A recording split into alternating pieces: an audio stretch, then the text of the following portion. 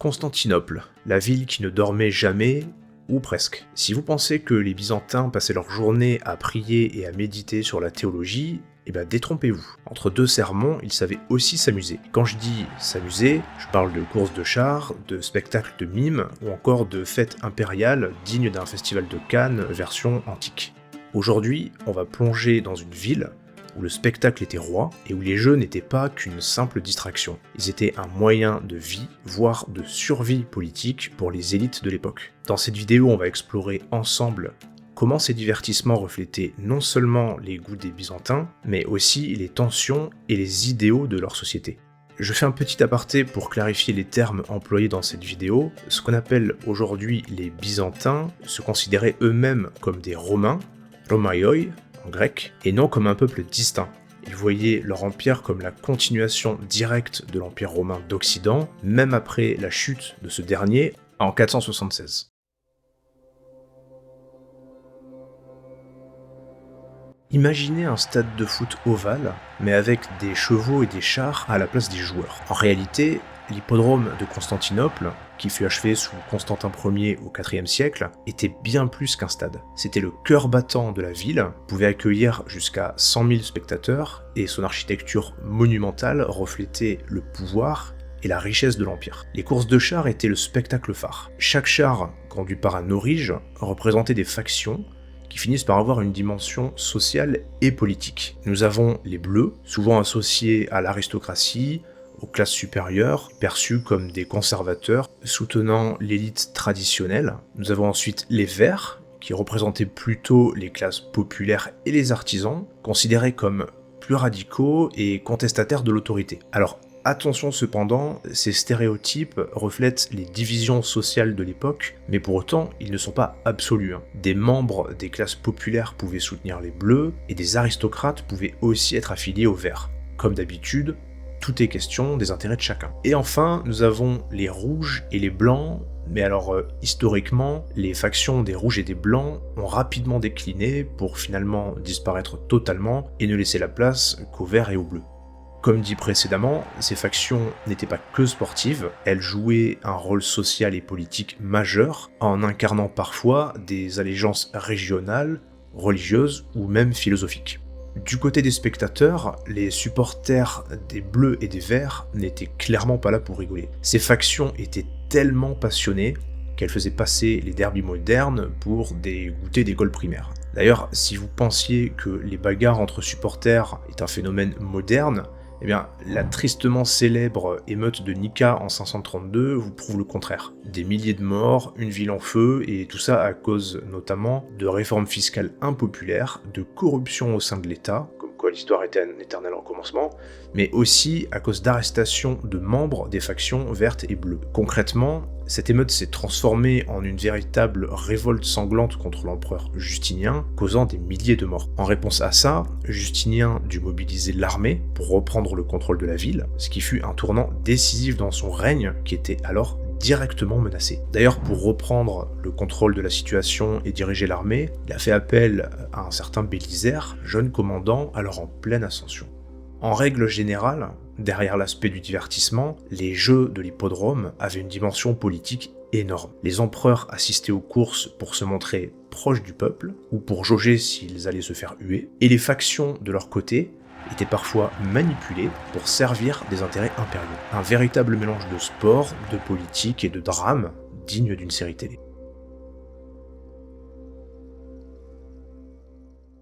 Passons maintenant à un autre type de spectacle, le théâtre. Bon, là, on est loin des courses de chars endiablées. Imaginez des mimes qui font des blagues, parfois douteuses, et des pantomimes qui dansent sur des tragédies. Ouais, c'est un peu comme si vous alliez voir un film d'auteur bizarre après une soirée au stade, là. Les mimes, souvent satiriques, abordaient des thèmes du quotidien, parfois avec une dose d'irrévérence qui ne plaisait pas à tout le monde. Quant aux pantomimes, ils combinaient danse et narration pour illustrer des histoires mythologiques ou historique. Même s'il est moins connu que sous l'Antiquité classique, le théâtre à l'époque des Byzantins était toujours un lieu important de la culture populaire en perpétuant une tradition gréco-romaine, mais adaptée aux sensibilités chrétiennes. D'ailleurs, avec le temps, les Byzantins ont mis leur propre touche. L'Église, qui était en pleine ascension, a influencé progressivement ces spectacles. Fini les histoires païennes trop posées, place à des pièces plus morales. Les thèmes païens furent remplacés par des récits inspirés des Écritures ou de la vie des saints, transformant ainsi le théâtre en un outil d'éducation morale. Cette transition a marqué un tournant dans la fonction des spectacles, en passant du divertissement pur à une dimension plus didactique. Mais bon, il y avait toujours moyen de glisser quelques blagues salées, histoire de détendre l'atmosphère. Les spectateurs, eux, venaient surtout pour passer un bon moment, peu importe si les acteurs étaient bons ou très moyens. En guise d'exemple attribué au théâtre byzantin, on peut citer le drame de Christos Pasquin, le Christ souffrant. C'est une pièce attribuée à l'époque byzantine, probablement au XIIe siècle. En mélangeant des passages d'Euripide, Homère et d'autres auteurs classiques, cette œuvre illustre la passion du Christ sous une forme dramatique et poétique. Les fêtes impériales à Constantinople étaient des événements spectaculaires, conçus pour refléter la gloire de l'empereur et l'unité de l'empire. Ces célébrations incluaient des processions grandioses dans la ville, où l'empereur apparaissait en habit d'apparat, accompagné de hauts dignitaires, de troupes militaires et de représentants religieux. En gros, c'était un peu le 14 juillet de l'époque. Mais ces fêtes, ce n'était pas juste pour frimer. Elles servaient à rappeler au peuple que l'empereur était l'élu de Dieu, et accessoirement, qu'il fallait pas trop le contredire. Un exemple notable est la procession de la Vraie Croix, qui combinait dévotion religieuse et mise en scène politique, rappelant que l'empereur était le protecteur de la foi chrétienne. Comme autre événement notable, on peut citer la fête de l'Annonciation, qui était célébrée de manière grandiose à Constantinople. Elle incluait des processions, des cérémonies à la cathédrale Sainte-Sophie et des distributions de nourriture. Nous avons aussi bien sûr les triomphes impériaux, qui étaient des défilés célébrant les victoires militaires. Lors de ces occasions, l'empereur était vêtu de ses habits royaux et défilait dans les rues de Constantinople, en étant accompagné de ses généraux, soldats et des prisonniers capturés. Ces événements étaient également accompagnés de jeux et de festins somptueux. Un exemple classique qu'on pourrait donner est le triomphe de Bélisaire, et oui, encore lui, en 540, après sa victoire contre les Vandales en Afrique du Nord. Les festivités étaient la plupart du temps des démonstrations de la richesse et de la grandeur de l'Empire. Prenons un exemple emblématique, les couronnements impériaux. Lorsqu'un nouvel empereur arrivait au pouvoir, la cérémonie respectait les fastes habituels. Les processions, les chants liturgiques, les banquets et la proclamation solennelle dans la basilique Sainte-Sophie témoignaient de la grandeur et de l'importance symbolique du pouvoir impérial. Chaque couronnement incarnait non seulement une transmission de pouvoir, mais aussi une manifestation spectaculaire du rôle sacré de l'empereur. À l'instar des défilés célébrant les victoires militaires, ces événements comprenaient aussi des éléments symboliques. Par exemple, après la victoire de l'empereur Héraclius contre les Perses au 7e siècle, il organisa un défilé en grande pompe en rapportant la croix du Christ à Jérusalem. En réalité, ces fêtes coïncidaient la plupart du temps avec des dates importantes, anniversaires impériaux, victoires militaires, ou grandes fêtes religieuses comme Pâques. Les citoyens pouvaient y assister gratuitement, ce qui permettait de renforcer le lien entre l'empereur et son peuple, symbolisant l'unité de l'Empire.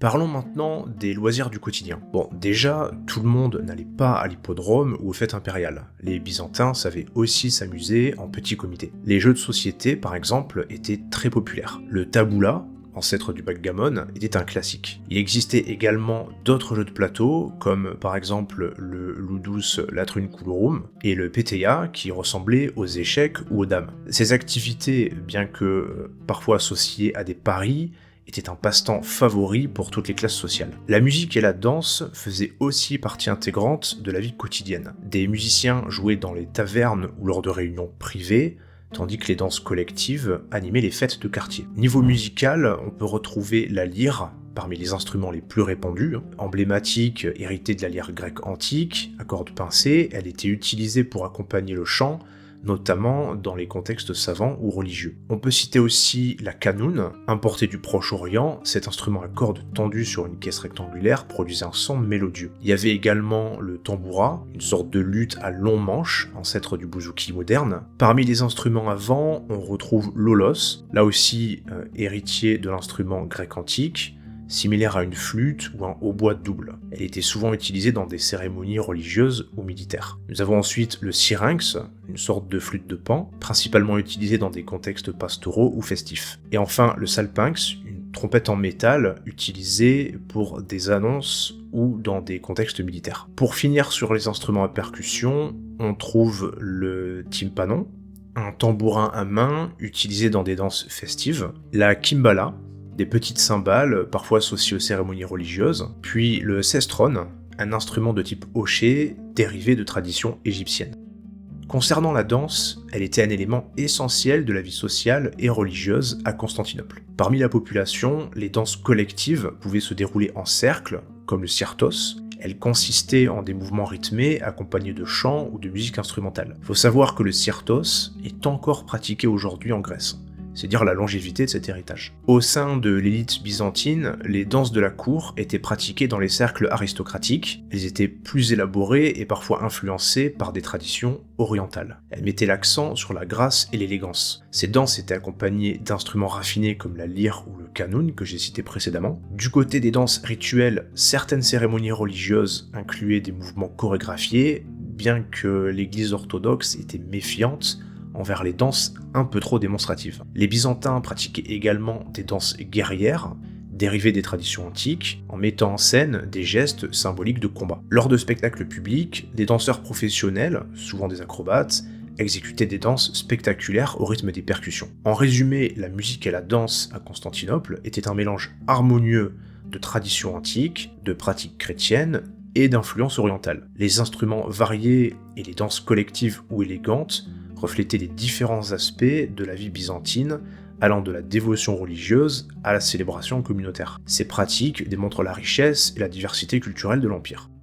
Ah oui, tant qu'on est sur les loisirs du quotidien, n'oublions pas les bains publics. Tradition romaine oblige, ces lieux étaient autant faits pour se détendre que pour papoter et parler business. Imaginez une version antique de votre café préféré, mais avec des bassins chauds et froids. Les bains étaient ouverts à tous, bien que des horaires spécifiques soient parfois réservés selon les sexes. Les thermes de Zéoxipé, à Constantinople, étaient réputés et largement fréquentés. Mais avec le temps et l'influence de la religion au sein de l'Empire, les établissements de bains publics ont fini par se raréfier, et en particulier après la période iconoclaste, donc autour du 8e et du 9e siècle. Les autorités ecclésiastiques avaient des réticences à l'égard de ces lieux, qui étaient quand même parfois associés à des comportements déviants, tels que des activités charnelles ou des rassemblements trop décontractés.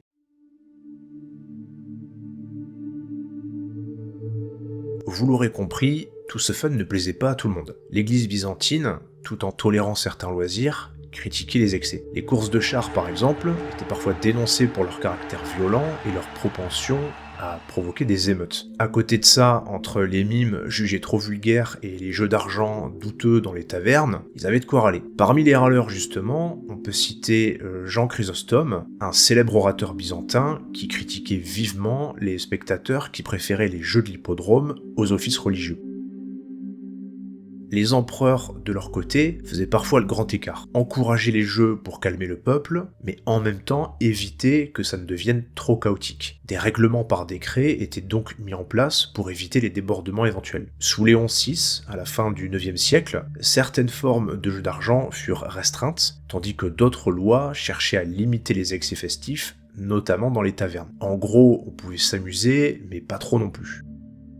À ce stade de la vidéo, peut-être que vous vous demandez « Et les gladiateurs alors ? T'en parles pas ?» Justement, parlons-en. Les combats de gladiateurs, qui étaient pourtant si populaires dans l'Empire romain, avaient déjà pratiquement disparu à l'époque byzantine pour plusieurs raisons, notamment à cause de l'évolution culturelle et religieuse de l'Empire. Avec la christianisation de l'Empire romain, les jeux sanglants comme les combats de gladiateurs étaient de plus en plus mal vus. Les pères de l'Église dénonçaient ces spectacles comme contraires aux valeurs chrétiennes, prenant le respect de la vie humaine. L'empereur Constantin, premier empereur chrétien, a interdit officiellement les combats de gladiateurs en 325. Mais cette interdiction ne fut pas toujours strictement appliquée dans l'Empire occidental. Avec le temps, les goûts en matière de spectacle avaient fini par évoluer. Les courses de chars, les spectacles théâtraux, les mimes et les danses ont alors pris une place dominante. Ces formes de divertissement correspondaient davantage à la sensibilité chrétienne et aux nouvelles valeurs morales prônées par l'Église et la cour impériale. Les ludi gladiatori, les écoles de gladiateurs, ont disparu progressivement. Il n'y avait plus de demande ni de soutien institutionnel pour ces combats. Les ressources de l'Empire étaient désormais concentrées sur d'autres priorités, notamment militaires et religieuses. Voilà, vous savez tout ou presque sur les jeux et les divertissements à Constantinople. Entre l'hippodrome, les fêtes fastueuses et les petits plaisirs du quotidien, la capitale byzantine était une véritable scène de spectacle en tout genre. Bien plus que de simples distractions, il reflétait les tensions, les aspirations et les idéaux d'une société complexe. Qu'il s'agisse de l'hippodrome, des spectacles de théâtre ou des fêtes impériales, ces loisirs étaient des outils politiques et culturels au service de l'Empire. En explorant ces divertissements, on découvre une autre facette de Constantinople, une civilisation dynamique où l'art du spectacle était autant un moyen de contrôle qu'une source de plaisir. En tout cas, merci de m'avoir suivi dans cette plongée au cœur des spectacles de l'époque. N'hésitez pas à partager vos impressions en commentaire et à vous abonner pour découvrir d'autres histoires passionnantes. À bientôt!